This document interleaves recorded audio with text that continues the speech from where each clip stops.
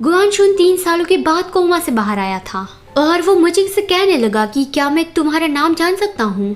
मैं ये समझ रहा हूँ कि मेरे होश में आने की वजह से तुम बहुत ज्यादा खुश हो, लेकिन मैं ऑलरेडी किसी और से प्यार करता हूँ।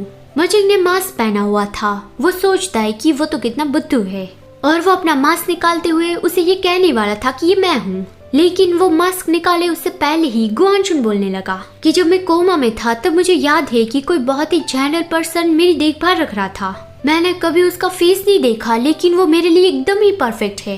तो फिर अभी हमें ये नहीं करना चाहिए। अगर वो यहाँ पे आया और हमें इस तरह से एक दूसरे को गले लगाए देखा तो उसे बहुत बुरा लगेगा। मुझे सोचता है कि अभी वो मेरी तारीफ तो कर रहा है, लेकिन वो कितना बेवकूफ लग रहा है। वो अपना मास्क निकालने वाला था, लेकिन फिर उसने अपना मास्क नहीं निकाला क्योंकि इन दिनों वो लगातार काम किए ही जा रहा है। तो अभी थकान की वजह से, मतलब कि मुचिंग के हिसाब से अभी उसका फेस डल पड़ गया है, डार्क सर्कल्स आ गए हैं। वो चैन की सांस लेता है कि अच्छा हुआ कि उसने कुछ भी नहीं देखा।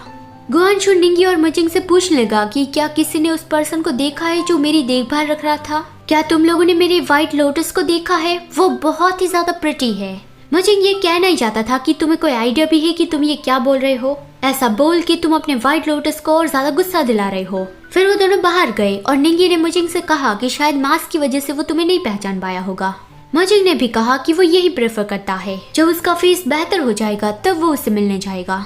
फिर मुचिंग जाने लगा था, लेकिन निंगी ने उसे रोका कि रुको प्लीज, क्या तुम मुझे बता सकते हो कि अभी सुमो कहाँ पे है? मुचिंग ने कहा कि मैं ये तुम्हें नहीं बता सकता। मैं भी पिछले 3 सालों से उसे ढूंढ रहा हूँ, लेकिन मुझे कुछ भी पता नहीं चला।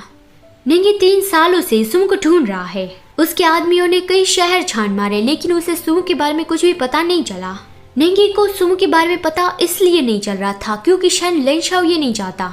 निंगी के आदमी सुमो को ढूंढ रहे थे और शेन लेंशाओ के आदमी उसके सारे सोर्स सील कर रहे थे, क्योंकि शेन लेंशाओ ये चाहता था कि निंगी सुमो के कभी भी क्लोज ना आ पाए। तो पास्ट में ये हुआ था, प्रेजेंट का सीन आता है। निंगी ने मुचिंग से पूछा और मुचिंग ने उसे बता दिया कि उसे भी नहीं पता है कि सुमो कहाँ पे है।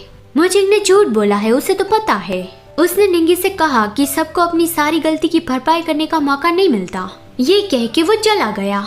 फिर अगले सीन में दिखाया जाता है फ्लावर शॉप। सोहान ने फ्लावर का बास्केट लेके अपने स्कूटर पे रखा और वो फ्लावर डिलीवरी के लिए रेडी हो गया कि मैंने अपने ट्रक को लोड कर लिया है, अब मैं चलता हूँ। तभी हुआ वहाँ पे आ गया कि ग्रैंडपा, मैं भी आपके साथ चलना चाहता हूँ। लेकिन सोहान ने मना किया कि नहीं, ये लेबर वर्क बड़ों के लिए है, तुम यहाँ अपने डैडी के साथ रह के इस शॉप का ध्यान रखना।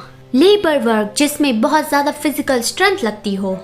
असलियत में बात ये है कि सुहान हर बार रास्ता भटक जाता है, इसलिए सुमो और हुआ उसे अकेला नहीं जाने देना चाहते, क्योंकि फिर उन दोनों को ही सुहान को ढूंढने जाना पड़ता है।